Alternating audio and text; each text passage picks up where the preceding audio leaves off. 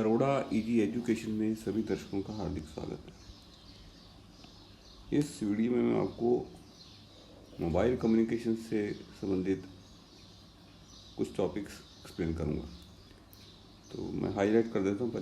सबसे पहले हम बात करेंगे सेल साइट्स की वर्किंग रेंज, उसके बाद वीक सिग्नल के क्या कारण होते हैं, then MTSO mobile telephone switching office के वर्क कार्य, base station sub system, base transceiver station या BTS, बेस स्टेशन कंट्रोलर या BSC, cell frequency bands, cellular concept और मोबाइल चैनल और फ्रिक्वेंसी रीयूज, वायरलेस प्रोपेगेशन का mechanism, free space wave propagation model और last में cellular communication system का छोटा block diagram. तो हम शुरू करते हैं। सबसे पहला टॉपिक जिसको मैंने अभी दिखाया आपको, सेल साइट्स की वर्किंग रेंज। सेल साइट्स की वर्किंग रेंज सेल साइट्स की वर्किंग रेंज निम्न पर निर्भर है। तो सेल साइट की जो वर्किंग रेंज किन बातों पर निर्भर करती है? टेक्नोलॉजी के प्रकार व काम में आने वाले सिग्नल पर। यानी हम कौन सी टेक्नोलॉजी काम में ले रहे हैं मोबाइल के लिए, और सिग्नल आपका कितना है उस पर डिपेंड करेगी सेल साइट की वर्किंग रेंज। दूसरा है ट्रांसमीटर की रेटेड पावर पर। ट्रांसमीटर की पावर कितनी है वो डिसाइड करेगा सिग्नल जो है कितनी दूर तक पहुंचता है। तीसरा, ट्रांसमीटर डायरेक्शनल है या ओमनी डायरेक्शनल। जो ट्रांसमीटर है वो एक ही डायरेक्शन सिग्नल को ट्रांसमिट करता है या सभी डायरेक्शन में, यानी ओमनी डायरेक्शन मतलब सभी डायरेक्शन में। उस पर डिपेंड करेगी सेल साइट की रेंज कितनी होगी, कितनी दूर तक सिग्नल पहुंच पाएगा। चौथा है लोकल ज्योग्राफिकल रेगुलेटरी फैक्टर व वेदर या मौसम कंडीशन पर। लोकल जो है ज्योग्राफिकल कंडीशन कैसी है, प्लेन एरिया है, पहाड़ी एरिया है, उसमें कोई बड़ी बड़ी बिल्डिंग्स है, और ओमनी डायरेक्शन ट्रांसमीटर यूज कर रहे हैं या आइसोट्रॉपिक एंटीना यूज कर रहे हैं, मौसम की कंडीशन कैसी है, इन सब चीज़ों पर डिपेंड करेगी सेल साइट की वर्किंग रेंज। सेल साइट मतलब जहाँ से आपका जो हमारा मोबाइल सेल साइट से कनेक्ट रहता है। मोबाइल और सेल साइट जो है वो एक दूसरे से जुड़ते हैं। किन्हीं दो सेल्स के बीच कुछ रेंज ओवरलैप होने के कारण ताकि एक सेल से दूसरे सेल में एंटर करने पर कॉल ड्रॉप ना हो। इस बात पर भी निर्भर करेगी कि जब दो सेल्स यानी एक सेल से हम दूसरे सेल में जाएंगे, हमारा जो फिजिकल एरिया जब चेंज होगा एक सेल से दूसरे सेल में जब एंटर करेंगे तो कुछ रेंज ओवरलैप करती है। इस पर भी डिपेंड करेगी सेल साइट की वर्किंग रेंज कितनी है। ओवरलैप एरिया को मिनिमम करना ताकि इंटरफेरेंस कम हो। हम ये कोशिश करते हैं कि जो दो सेल्स के बीच ओवरलैपिंग एरिया, जब आप एक ट्रांसमीटर जुड़े हैं और दूसरे ट्रांसमीटर से कनेक्ट करना है मोबाइल, जब आप मूविंग कंडीशन में, तो ओवरलैपिंग एरिया जो है वो कम से कम रखा है, क्योंकि ओवरलैपिंग एरिया में दो साइड सेल साइड्स का सिग्नल मिलता है, तो ओवरलैपिंग होती है, उसको इंटरफेरेंस होता है ना, उसको मिनिमम रखना। सब सिस्टम एरिया में दो सेल्स के बीच में जो है 1 से 2 माइल का गैप होता है, जबकि सब अर्बन एरियाज में यानी जो शहरी इलाका है वहाँ पर तो गैप 1 से 2 माइल के बीच में, जबकि डेंस अर्बन एरिया ऐसा एरिया जहाँ पर कि पॉपुलेशन बहुत ज़्यादा, तो 1 माइल के करीब जो है आपका गैप होता है। तो 25 माइल 40 किलोमीटर या 5 माइल 8 किलोमीटर जो माइल्स की बात करेंगे तो ये कैलकुलेशन पर्पज से काम आएगा। GSM के लिए मैक्सिमम फिक्स रेंज है 25 माइल या 40 किलोमीटर होती है।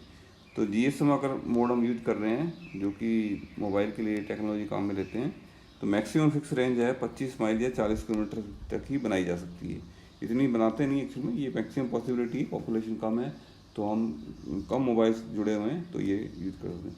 CDMA व IDN के बीच कोई बिल्ट इन लिमिट नहीं होती, हमने कोई डिसाइड नहीं करा कि इतनी लिमिट रहेगी। सेल की रेंज जो है वो सेल फोन द्वारा वापस ट्रांसमिट किए गए सिग्नल की पावर पर निर्भर करती है। जो सेल की रेंज है इस बात पर निर्भर करेगी कि आपका जो मोबाइल है, जो सेल फोन है, वो उसकी पावर कितनी है, यानी उसका सिग्नल जो है वो सेल साइट तक पहुंच रहा है कि नहीं पहुंच रहा है, वहीं तक रेंज काम करेगी जब तक वो उससे कनेक्ट रहेगा सेल साइट। तो इसलिए इस बात पर निर्भर करती है कि ट्रांसमिट किए गए सिग्नल की पावर पर भी निर्भर करती है। सेल फोन जो सिग्नल को ट्रांसमिट कर रहा है वापस।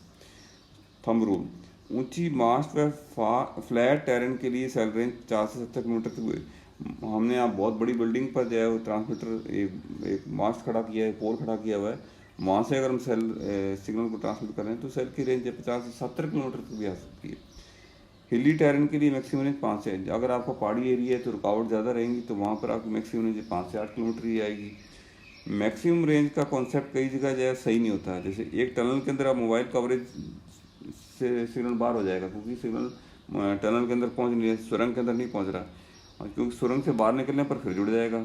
तो हमारा जो एक फिक्स हमने बना दी कि सेल की रेंज इतनी है, तो वो कई बार वहाँ फेल भी हो जाएगा, यानी कुछ पोर्शन ऐसा भी आएगा कि वैसे सेल रेंज में है लेकिन वो टनल की वजह से सिग्नल वहाँ पहुँच नहीं पाता।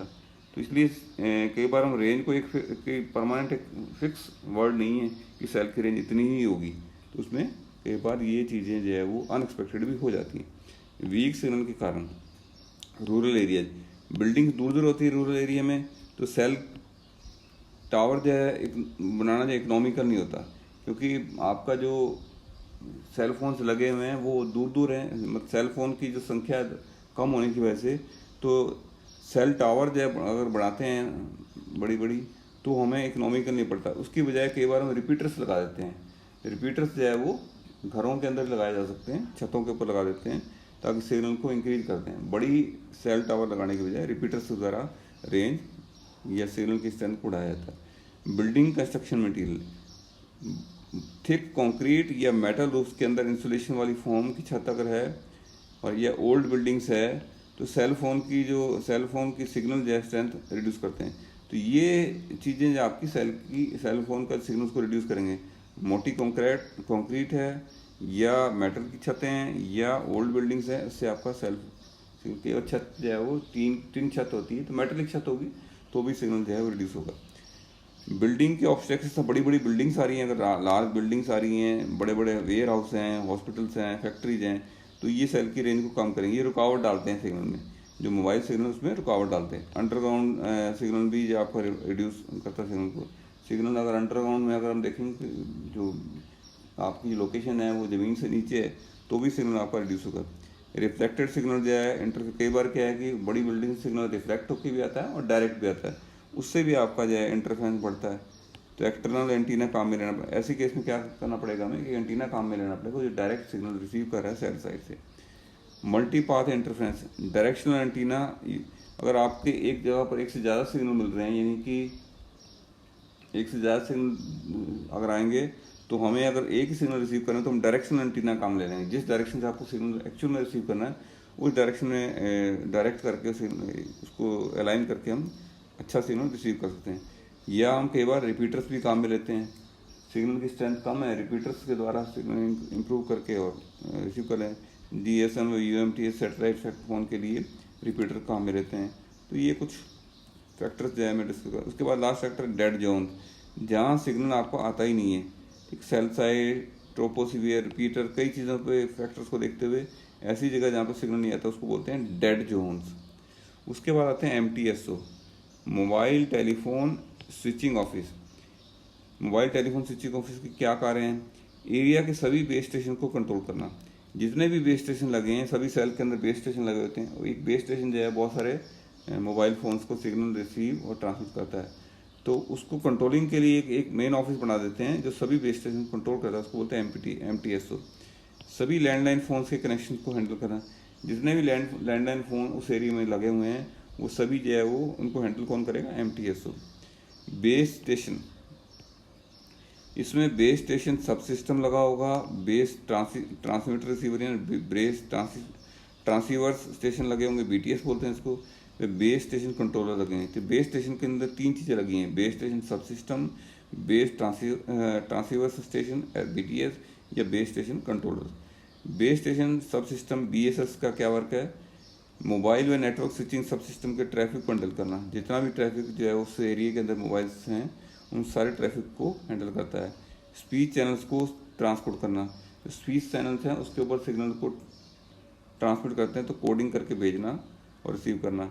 मोबाइल फ़ोन्स को रेडियो चैनल एलोकेट करना, कौन से मोबाइल को कौन सा रेडियो चैनल दिया जाए, यानी कि उसको कोई कैरियर फ्रिक्वेंसी प्रोवाइड करनी पड़ेगी जिस पर कि वो सिग्नल उसका रिसीव और ट्रांसमिट होगा। ये काम कौन करेगा? BSS करेगा। पेजिंग करना, अलग अलग ये पेजिंग करते हैं। तो ट्रांसमिशन और रिसेप्शन, ट्रांसमिट करना रिसीव करना से उनको ये सारे काम BSS द्वारा किए जाते हैं।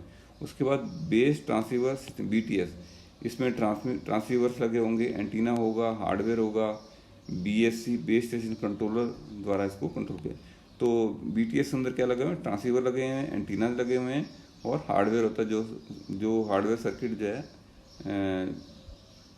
जो कुछ एक्स्ट्रा हार्डवेयर भी लगा होगा जो उसके अंदर कंट्रोलिंग के काम आएगा। उसके बाद बेस स्टेशन कंट्रोलर द्वारा से इसको जो कंट्रोल किससे करते हैं BTS को, बेस स्टेशन कंट्रोलर द्वारा।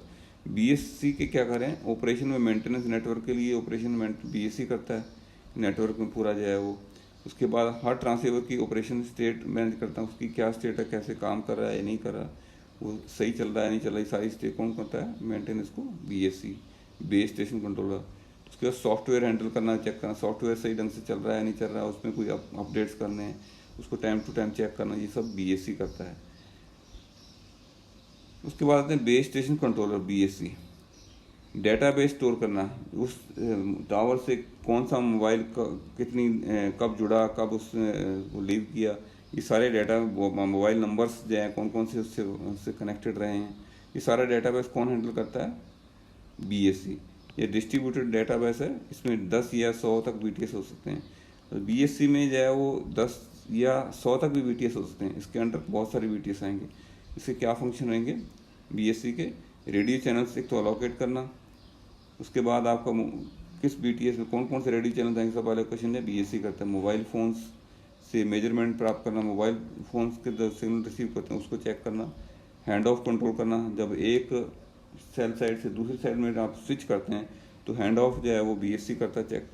MSC मोबाइल स्विचिंग सेंटर की तरफ, मोबाइल स्विचिंग सेंटर की तरफ जो कनेक्शंस हैं वो कम हो, मैक्सिमम जो है कंट्रोलिंग जो BSC तक की लिमिट हो जाए, ये सारा BSC का काम है।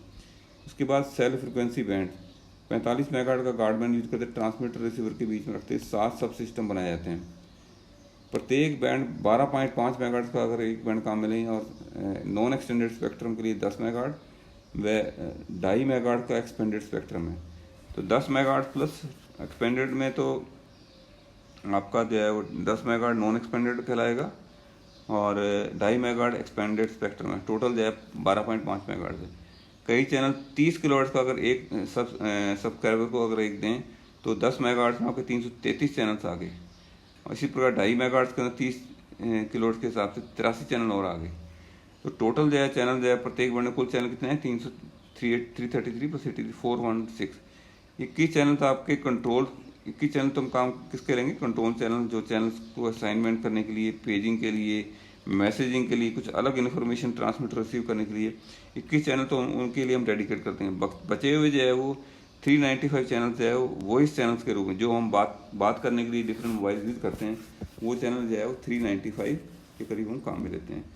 फर्स्ट जनरेशन AMP अलग अलग टेक्नोलॉजी 1990 में TDMA में CDMA में काम में लिएगा। फर्स्ट जनरेशन AMP है advance mobile telephone mobile system. उसके बाद सेकंड जनरेशन आया, थर्ड जनरेशन, अभी आज की डेट में फोर्थ जनरेशन हम यूज कर रहे हैं। Cellular concept mobile channel, cellular आप कॉन्सेप्ट में आपको इस टाइप से अलग अलग सेल्स जो शेप जो है उस हर सेल रेंज के अंदर एक बेस स्टेशन लगा हुआ दिखाया गया।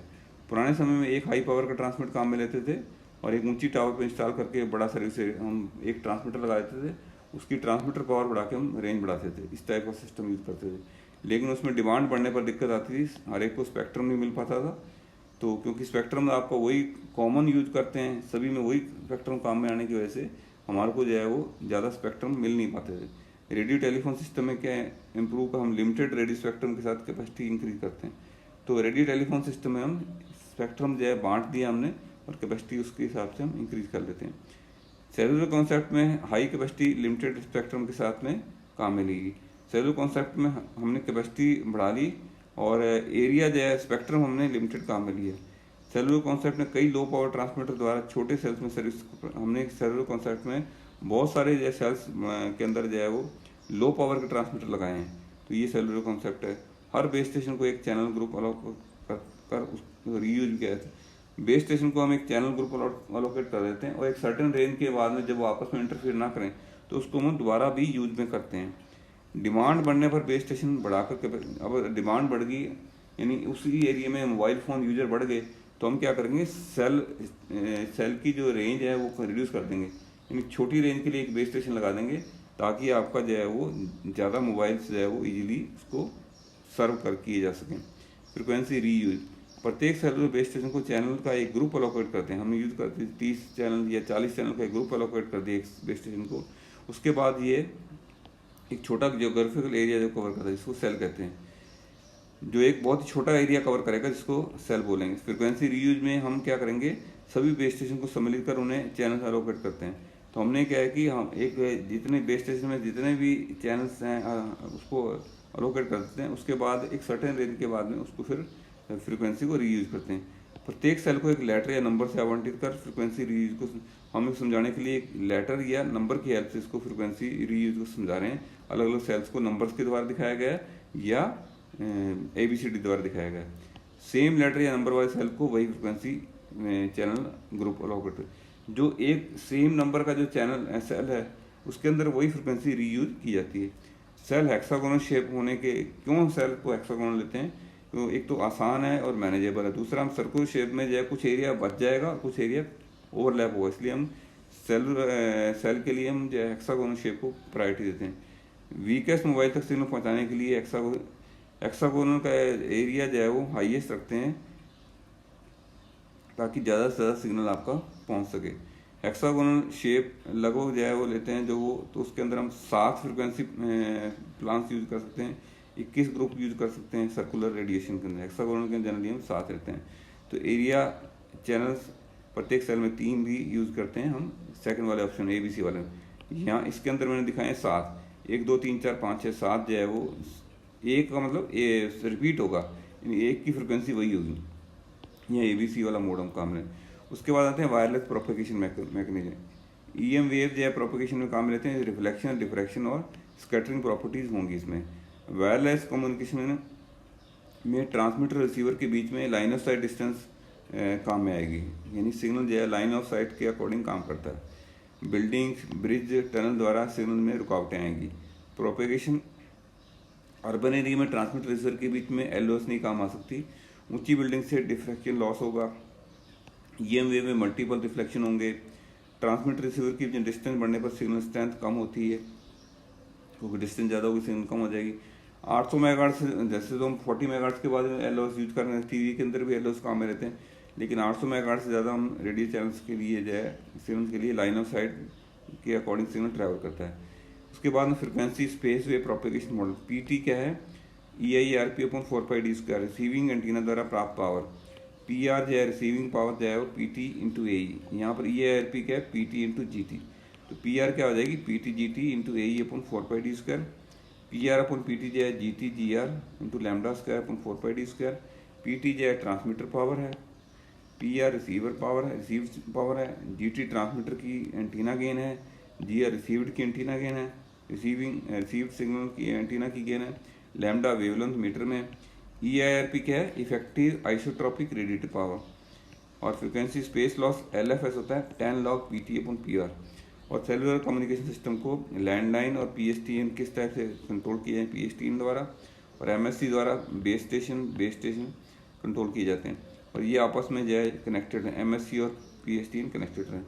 तो इसमें मैंने मोबाइल कम्युनिकेशन से रिलेटेड कुछ इस वीडियो में बहुत सी चीज़ें आपको बताई। मुझे उम्मीद है कि ये मैंने सभी को टच करने का प्रयास किया, हाईलाइट्स बताने का प्रयास किया है, डिटेल में मैंने कोई चीज़ आपको नहीं बताई है। मुझे उम्मीद है कि वीडियो आपको पसंद आया होगा। पसंद है तो लाइक और शेयर करें। इस चैनल को पहली बार देखने वाले इस चैनल को सब्सक्राइब करें। इस वीडियो के बारे में अपने कमेंट, फीडबैक और क्वेरी जरूर लिखें। इस वीडियो को देखने के